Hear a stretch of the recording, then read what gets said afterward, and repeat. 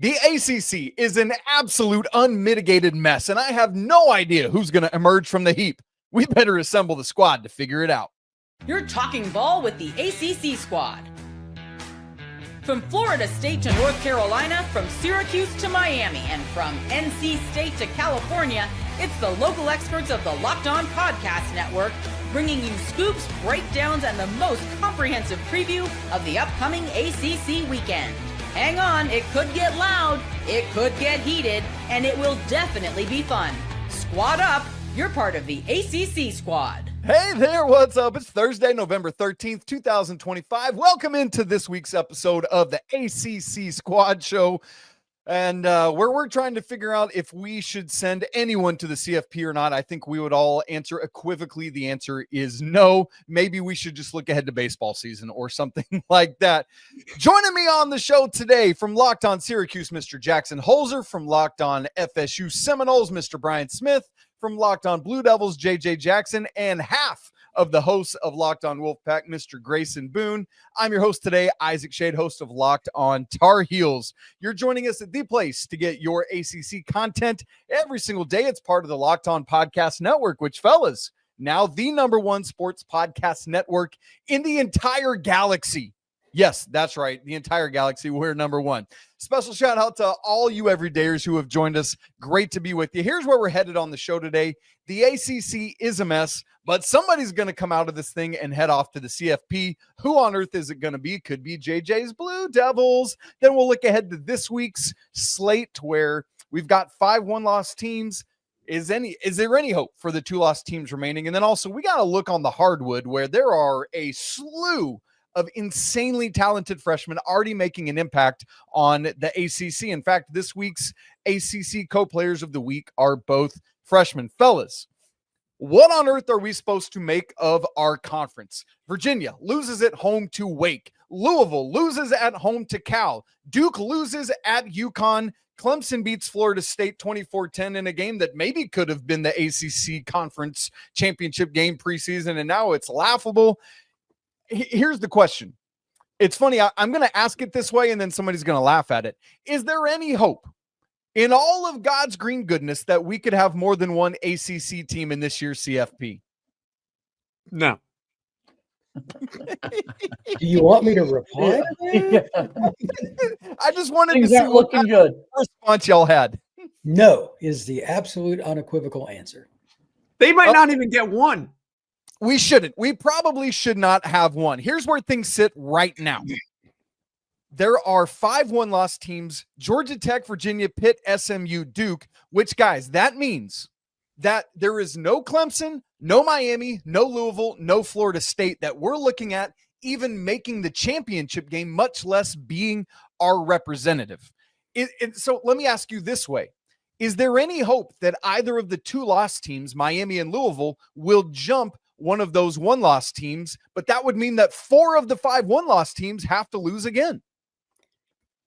Never say never if the season has taught us anything so far at this point, that someone could backdoor their way into this thing with given how the ACC's been.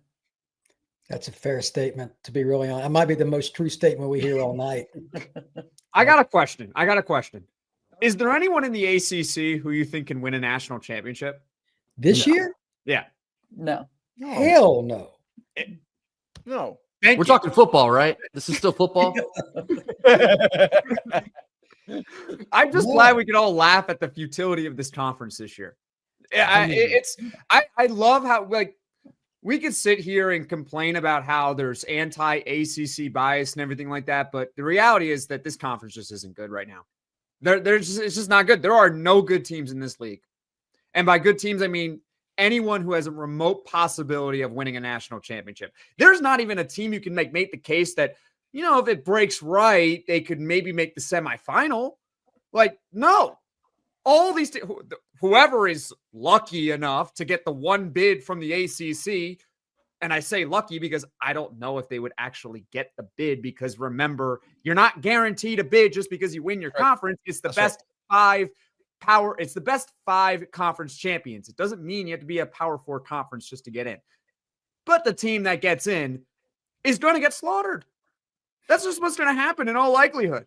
They're going to go in there. They're going to be what? The 12 seed because they'll 11. It'll be the 11 because be whoever 11 the or group 12, whatever it is, and they'll get to play, how about Georgia? Okay, Georgia. cool. That doesn't sound fun. That's going to be awesome to talk about. This conference is bad. You know what's Georgia- crazy? Georgia What's against crazy? Virginia? Go ahead. Georgia against Virginia. You're not excited about that, Jackson? I mean, I'm honestly hang on, concerned for the health legitimately, and well-being Brian, of all the Virginia Brian, players going into that game. you just said it, Brian. Virginia at Georgia in Athens. What is the line of that game? Like that tells us how many, like 14 minus 14. Like what's the line of that 14? game? Oh, no. 34. No, not 34. 17, 18. Yeah, I mean, legit, Yeah. 3 possessions is the line in that game. 100%. Sanford Stadium will be litty. Yeah. In that Grayson, place. what were you about to say? The longer I sit here and look at it, I don't know if the ACC will end up getting a team because we know that Duke has a pretty favorable path to get to the conference championship.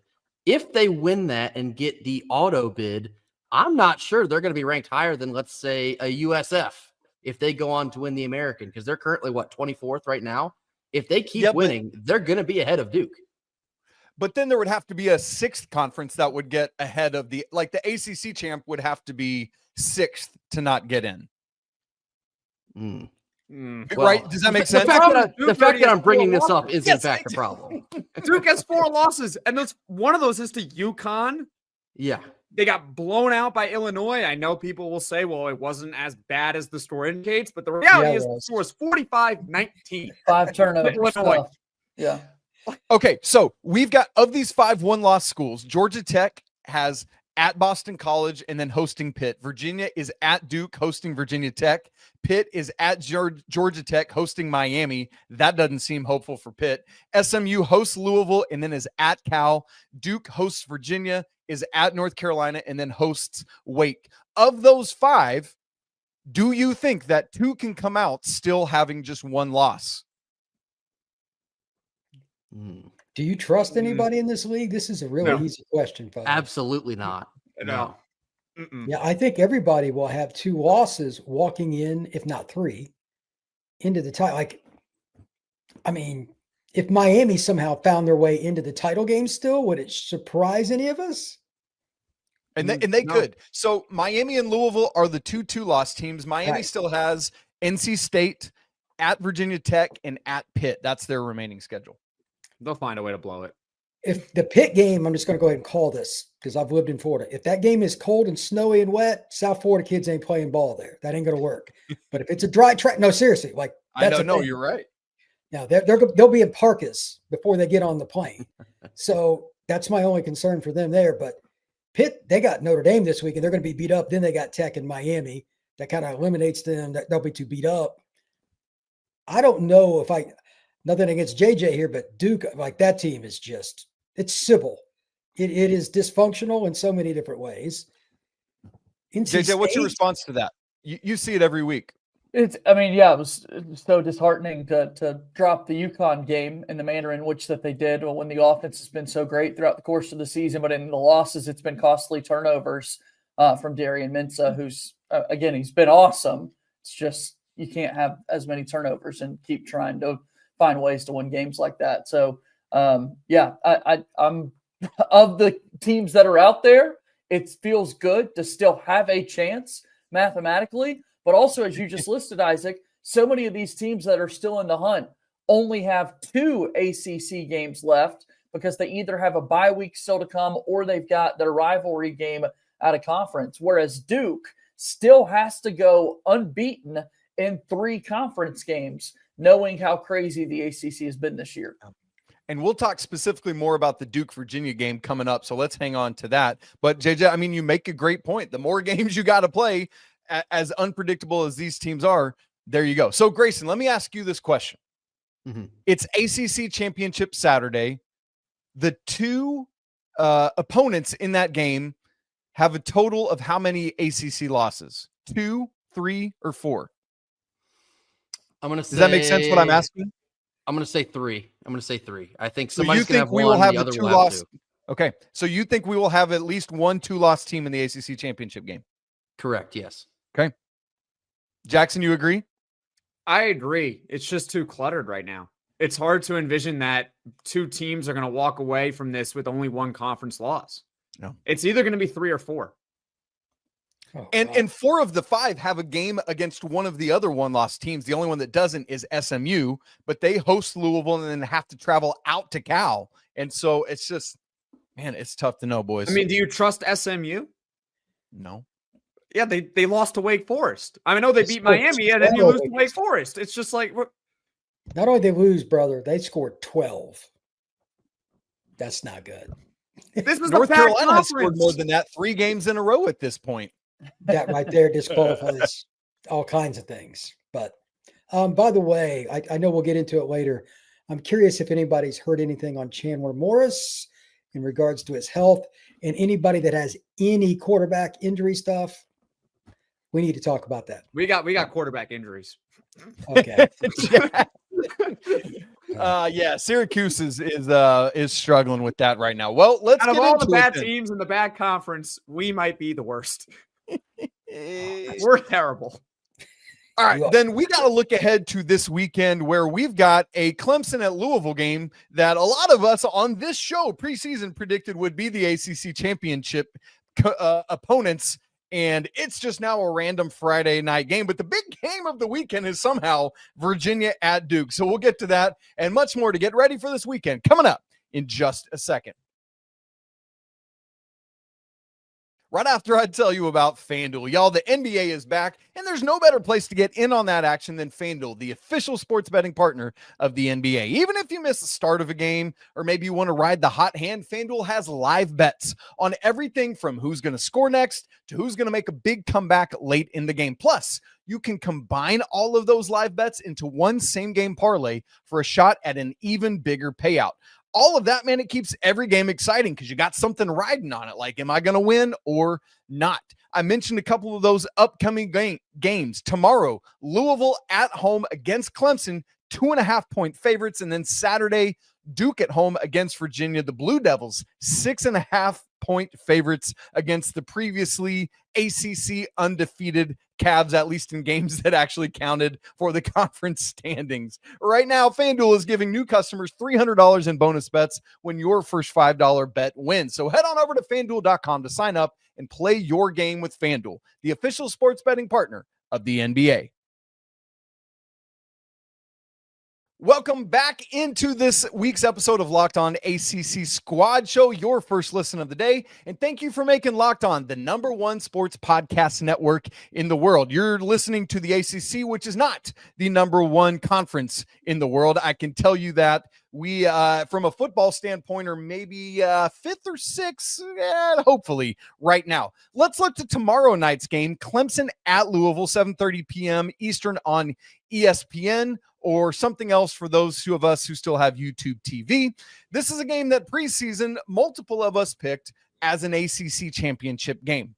But now it's a whatever game on Friday night, although Louisville, even with that loss, sitting as one of our 2-loss teams in the ACC. Brian Smith, as you look at the makeup of this game, it's funny to ask it this way, but can Clemson play spoiler to the Cardinals? Well, their defense and their front's starting to play a little better. You can ask Florida State, who, they shot themselves in the foot about 125 times in the first half of that game last week. But they're not going to be easy to move the ball on. And right now, Louisville's quarterback, man, like outside of, no offense to Jackson over here, outside of Syracuse, you might have the least trustworthy quarterback in the league in a clutch moment, and then that's the guy at Louisville. So if they don't protect better than I expect, because Louisville's biggest Achilles heel is the offensive line, I like Clemson. And I think they'll win by double digits because I don't think they'll be able to block them. Grayson, what do you make of it? I don't think I've ever been less sure of a potential outcome of a game. I mean, Clemson, what the hell do you look at this point? They're 4-5. Maybe they're playing better now, but like Clemson is 4-5. Clemson, okay?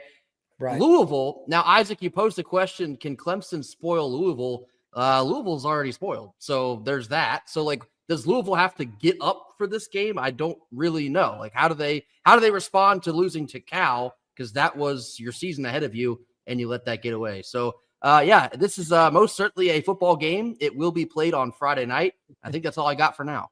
But Grayson, the reason I pose it that way is Louisville is one of our 2 lost teams. There are some things that could break where they still make the ACC championship game. They don't deserve it though. They blew it. No, I agree. That's how we all feel right now. Nobody deserves it. Grayson is you're preaching to the choir right now. It's like, okay, sure, Louisville, go ahead.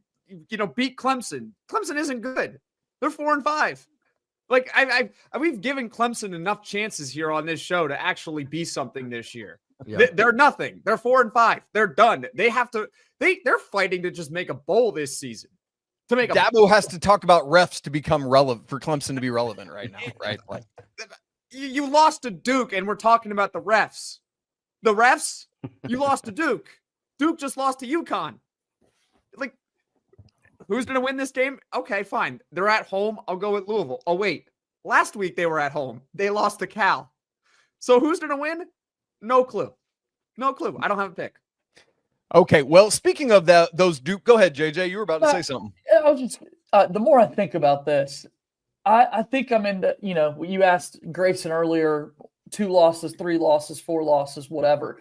And all week I've been thinking about all of the various tiebreaker scenarios and how difficult of a decision this could get down to. At this point, just let everybody have 2 losses to make tiebreakers even more impossible to figure out, because that's honestly what this ACC season deserves. Flip a coin. We're getting very close to like a tribal council situation here. Yeah. It's like the Friday Night Lights movie, right? Remember they go to that diner because there's 3 teams and they flip a coin to see who's going to, man, it's crazy. Okay, JJ, I'm coming right back to you because the game of the week in the ACC, as we all expected it to be for week 12 or whatever this is Virginia at Duke. These are 2 of our 5 one-loss schools. So one of them, guys, I don't know if you know how math works. One of these schools is now going to have 2 losses in the ACC. It's the wildest thing. JJ, this game is at home for you, 3:30 Eastern on Saturday, ESPN2. I just said it, Duke favored at FanDuel by 6.5. What do the Blue Devils have to do to bounce back from losing to Dan Hurley, Alex Caravan, and UConn? No, that was absolutely. I think looking at this game in particular for Duke, quarterback play is obviously got to improve, which is crazy that you're saying that when you're talking about Darius Mensah, who's been atop the country in passing yards per game for the entire season. But the bottom line is this year, when Duke has protected the football, nobody has stopped them. This offense has racked up yards getting up and down the field. And Brian pointed it out a little bit earlier. There is a major question at the quarterback spot on the opposite sideline with Chandler Morris, the Virginia quarterback, who did not practice early in the week. We will see how that progresses throughout the course of the week. Tony Elliott is not even labeling this a concussion. It's just an upper body issue is what they're labeling it there at Virginia. But it was so clear in the tackle that was made. Duke did not look too good after that play played out. So certainly that's going to be a big indicator into how successful I think that Virginia will be able to be in this game. Okay. Look, here's the other thing. Of the rest of our one-loss teams in the ACC, only one of the others is playing an ACC game, and that's Georgia Tech at Boston College. Let's just can we just, well, I guess we shouldn't assume it's going to be a victory, but please, dear goodness, Georgia Tech, I'm looking at you dead in the eyes, Brett Key. Do not lose this football game. Okay. The other thing is Pittsburgh is going out of conference, hosting Notre Dame. You know, Notre Dame plays an ACC slate. Pitt, let's just say, their remaining games are hosting Notre Dame, at Georgia Tech, hosting Miami. If there is some crazy world where Pitt can mess around and go 3-0 in that, they're in the ACC championship game and have done something, notably by beating Notre Dame at home. But here's my question to you, Jackson Holzer. Is that laughable that I would even suggest that might happen this Sunday at what I still call Three Rivers Stadium? Yes and no. They're not going to beat Notre Dame. That's the problem. Well, I mean, they're already giving it up. They're already giving up on Notre Dame. Pat Narduzzi already in his press conference is giving up on Notre Dame. He just doesn't care. He's asked, "Do you care about the game?" No, I don't care. It's not a conference game. They're probably going to play all backups. You might as well. It doesn't matter. You don't want to get anyone hurt. You're already going to get beat up anyway from Notre Dame. They're probably going to kill you up front. So I don't think they're going to beat Notre Dame. Can they beat Georgia Tech on the road? They can beat Georgia Tech on the road. Can they beat Miami at home? Absolutely. Miami is not good. Oh my goodness. How are they ranked number 2 in the country at one point? They are not good at all. Did you see the first half of the game against Syracuse? They were lifeless. If they were playing any college football team with a pulse, they would have lost that game. Totally would have lost that game. They wouldn't have even been competitive with the way that they started out. They were brutal. But, you're going up against Ricky Collins, so you get to be brutal for 2 quarters, and you could still be 0-0. Miami's not good at all. So if you want to sit here and say, yeah, Pitt can go on the road and beat Georgia Tech, of course. I'm not a believer in Georgia Tech. I don't believe in anyone in the ACC. Could they beat Miami? Yeah. Are they going to beat Notre Dame, who ironically lost to Miami? Probably not. They're not going to beat Notre Dame. I think they'll beat one of Georgia Tech or Miami. You do? I don't like Which is more likely to you, Brian? Which is more likely to you? I would say that the Georgia Tech game, because Georgia Tech doesn't have the defensive players to put up with the physicality that Pitt plays with, and their running backs catch the ball well, and that quarterback, I know he's a true freshman. That guy just makes weird plays that don't even make any logical sense. He's good, man. Like, that kid's eventually going to get paid to play football, and I ain't talking about NIL. So Georgia Tech will probably get smoked by them if I was to guess defensively. They'll score. Pittsburgh's defense will give up some plays, but I think they'll go. I think that right now I'll go ahead and call. I think Pitt will go to Georgia Tech and win. If I'm not mistaken, I think I actually predicted that on last week's show. I do think that Pitt is going to beat Georgia Tech. But real quickly on Narduzzi, what he said, he's right. I mean, he is right. He's right. However, you can't say that because now, how do you approach this game? Everyone knows that you don't care about the outcome. Do you even bother playing Mason Heinschel? Do you just go out with Holstein? I don't think it's a bad idea per se, because if your goal is to make it the ACC championship, going full throttle against a Notre Dame team that has to go full throttle, by the way, Notre Dame cannot afford to mess around and lose this game, so they will be going 100 miles an hour at you. How does Pitt manage this game? I think that's a massive question in my mind. I think it was he's just playing reverse psychology on Marcus Freeman. He's like, I'm going to get Notre Dame to relax and not do anything, and then we're going to come guns blazing.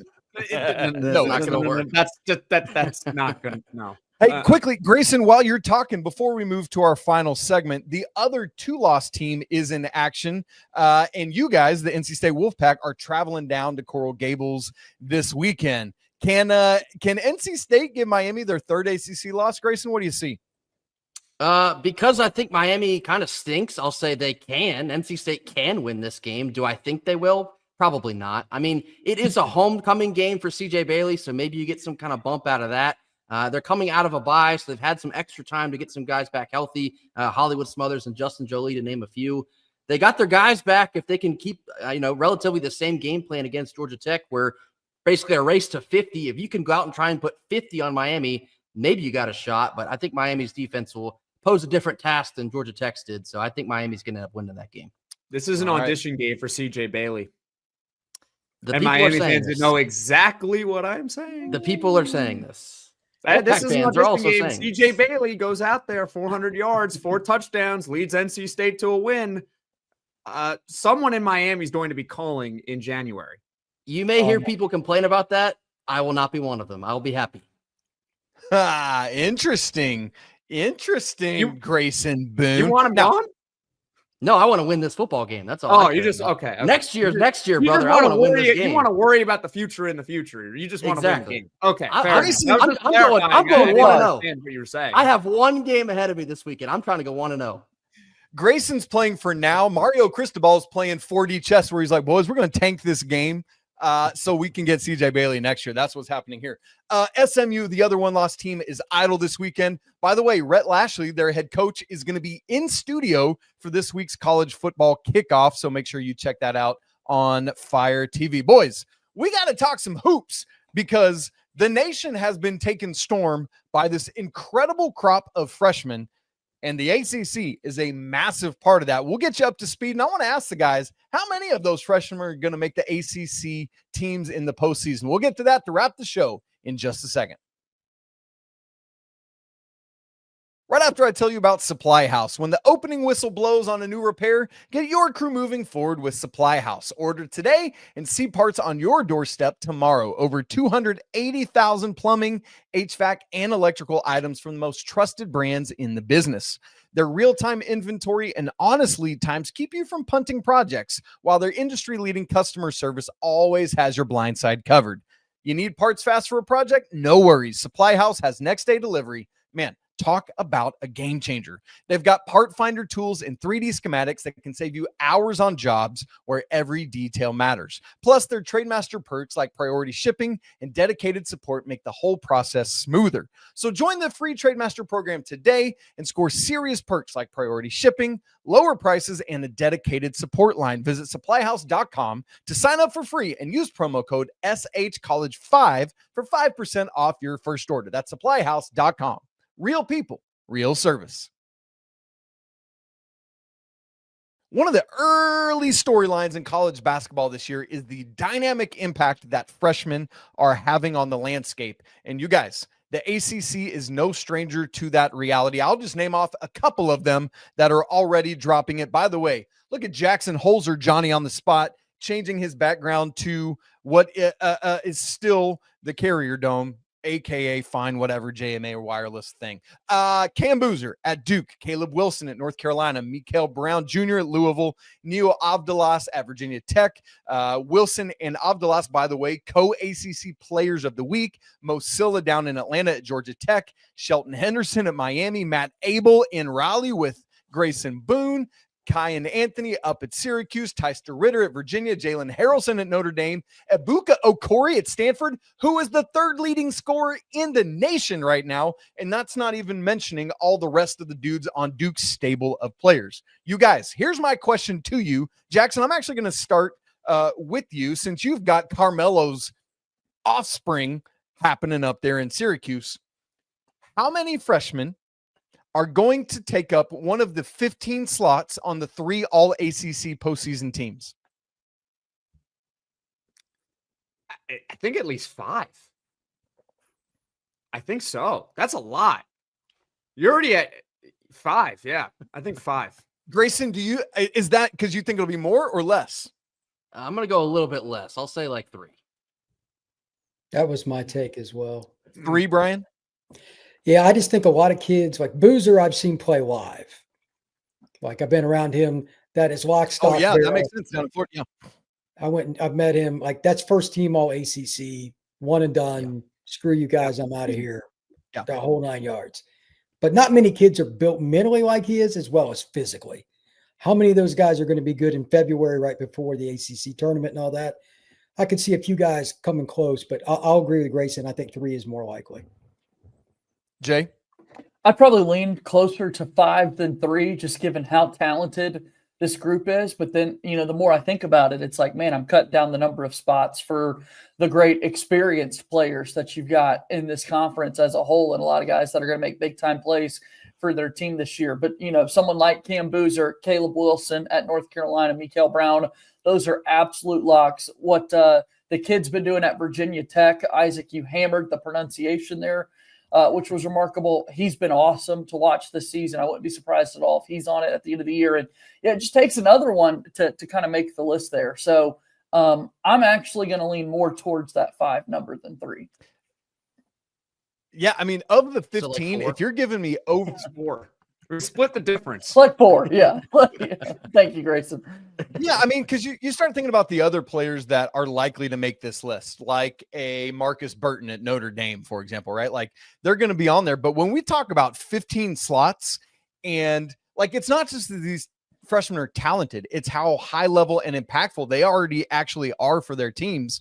I'm going to take the over on 5. Now, I mean, we're not going to blow past it, but I legit think it could be 6 or 7 of those 15 slots when you start to look at the entire impact of all these dudes. I mean, it is something pretty crazy to behold right now.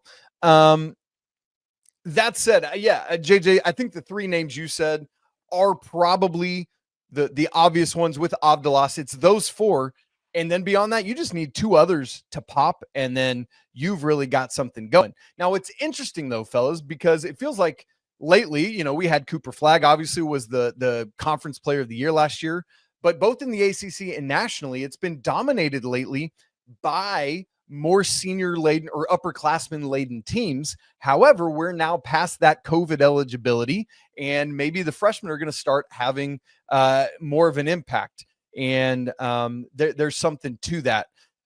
Grayson is asking in our chat, sorry, just behind the scenes, everybody, if somebody's glitching, it might be me. Are others of you experiencing a glitch as well? I'm good right now. Yeah, I'm good. Okay, perfect. We keep on trucking. Welcome behind the scenes, everybody. So, as you look at that, it's going to be really interesting to see how that all plays out. Jackson, I want to come to you because with Carmelo Anthony being like a living legend in this league, how big an impact do you think as we think about the freshmen versus the upperclassmen, and as you look at, say, him compared to a JJ Starling, what level of impact will Anthony have for this Orange team? Through 2 games, he looks like a top 3 player on the team already. And I'm not trying to disrespect the other players on Syracuse. I think that's just how good Cayenne looks right now already. And I'm pleasantly surprised because I knew going in that he was a good scorer. Like, that's what he was built up to be. He's going to come into college basketball and he's going to score. But you look at where he's ranked and it's like, okay, he's around the 30s. Okay, so is he going to pop right away, or is this more going to be like he's going to pop in year 2? He's good right away.